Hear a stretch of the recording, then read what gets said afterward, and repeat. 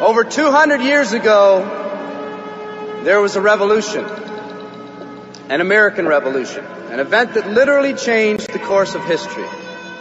It was led by a group of unsatisfied people. People who were tired of being told what they could do and when they could do it. People were fed up with their lack of choices and their lack of personal freedoms. People fed up with their lives being controlled by others. Fed up with being oppressed, fed up with being manipulated. They finally said, enough, I've had it, and I'm not going to live like this anymore.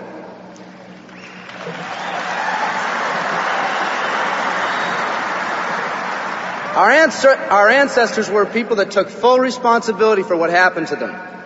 It was that spirit that ignited a country and formed what is now a giant in the free world. I have a question for you. Where's that spirit today? It's time for another revolution. Let me explain one of the laws of the universe. It's called the law of use. And it says simply this: whatever you don't use, you lose. Lack of use causes loss. Ambition unused declines. Faith unused decreases. If you don't use your skills, you lose your skills. If you don't use your freedom, you lose your freedom. Freedom does not come automatically. It's not attained and then handed down to us as an inheritance. It must be achieved each day. At the turn of the century, in the year 1900, less than 10% of us worked for other people or the government. Over 90% of us were self-employed. We were an independent people.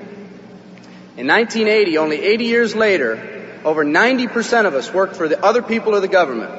Less than 10% of us were self-employed. We changed from an independent people to a dependent people. We'd slowly shifted from a people who took full responsibility for everything that happened to them to a people who've become talented and practiced at the art of blaming others for their problems.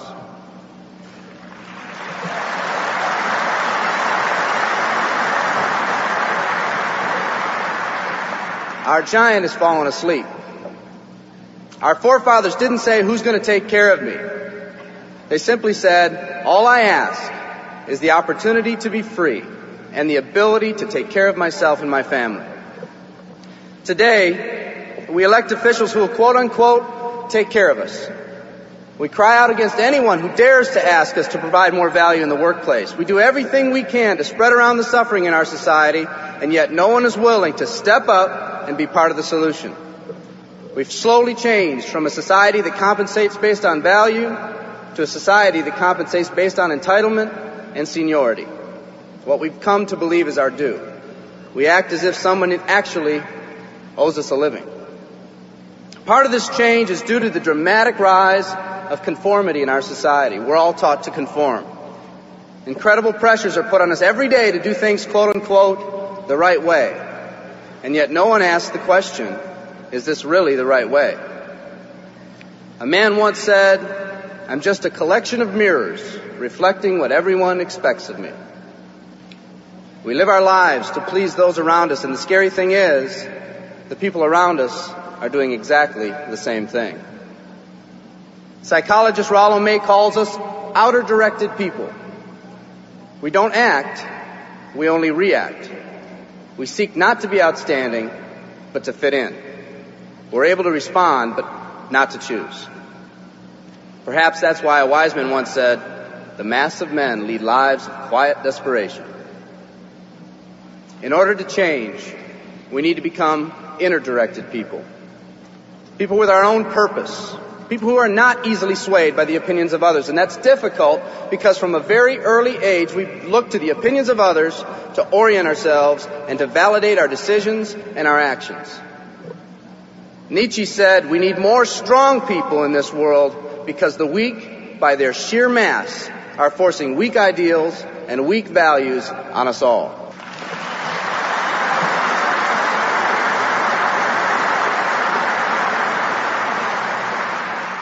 Today's massive social and economic changes are waking this slumbering giant. Some people may not be ready right now for the changes happening today in today's society. It doesn't matter if they're ready or not. An old proverb says, if a man wants his dreams to come true, he must first wake up.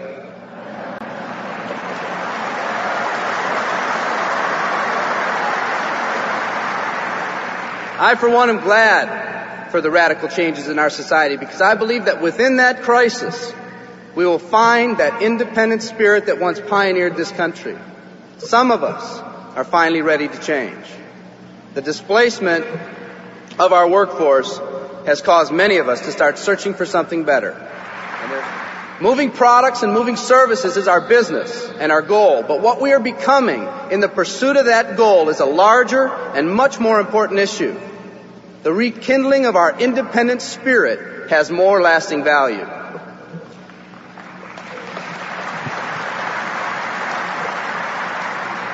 There's no more noble a business than the business that encourages the development of people. Every living organism has one and only one central need in life: to fulfill its own potentialities. The acorn becomes an oak, the puppy becomes a dog, and that's all that's required of the oak and the dog. But the human being's task in fulfilling his or her nature is much more difficult. The reason is, unlike any other living creature on this planet, you've been given the dignity of choice. You'll not grow like a tree. You'll grow only as you plan and choose to grow. When a person chooses to live, two things happen. First, assuming responsibility for themselves takes on a whole new meaning. They accept responsibility not as something they've been saddled with, but as something they themselves have chosen. The second thing that happens is that discipline from the outside is replaced by self-discipline. They accept discipline not because it's commanded, because they themselves have chosen what they want to do with their lives. Just like when the disenfranchised men and women over 200 years ago got fed up and said, I'm not going to live like this one more day, there's another revolution coming. It's coming not just from Americans, but from people all over the world.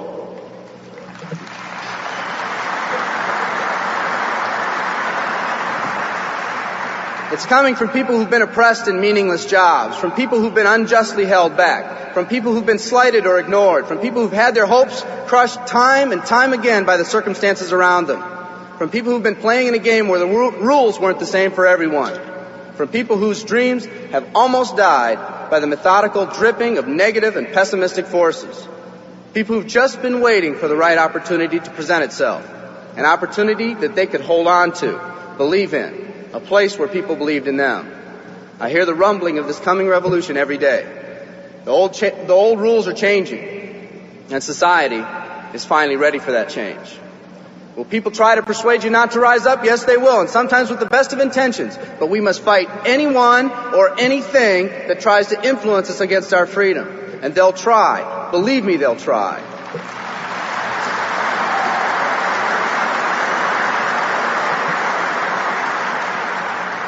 They'll try to suggest you off course, to nudge you off course, to distract you off course. There's another revolution coming, and it's going to be led by a group of unique and courageous people like you.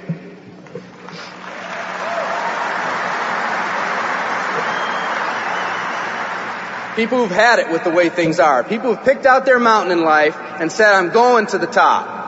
And if someone tells you you can't climb mountains, you don't have any experience. You tell them, I'm going to the top.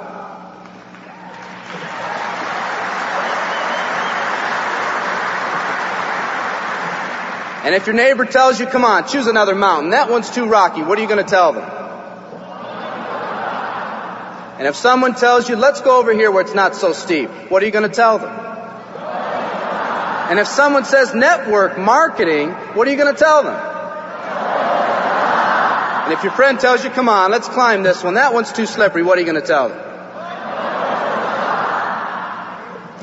If anyone tells you you can't go up, it's too rocky, too steep, too slippery, you say, listen here, I'm going up. You're either going to see me waving from the top or dead on the side. I'm not coming back.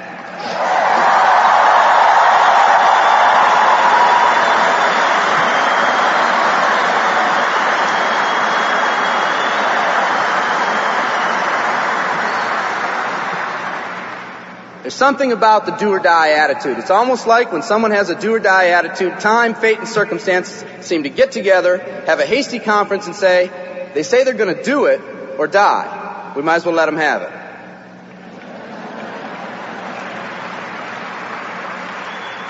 The people in this arena are special. You're special because you've already rekindled that independent spirit. You've already said that you're not going to conform to negative pressures around you. You've all said enough, I've had it, and I'm not living like this anymore. You are the people who want to set big goals and aspirations for yourselves and your families. People who want to live in a country where families are brought together again instead of being torn apart. People who want a country where once again owning your own business and controlling your own destiny is commonplace.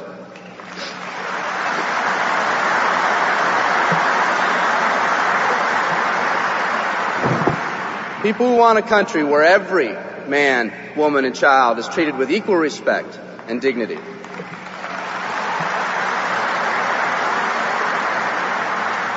People who will pay any price so their families will not live with the legacy of maxed out credit cards and unfulfilled promises.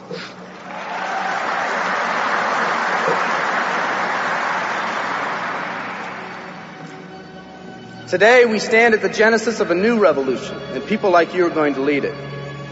Theodore Roosevelt said these words decades ago, and I think they're particularly appropriate today. He said, "We see across the dangers of the great future, and we rejoice as a giant refreshed. The great victories are yet to be won.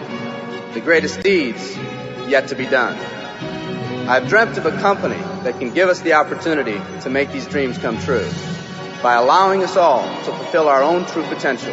I love you all. Thank you very much."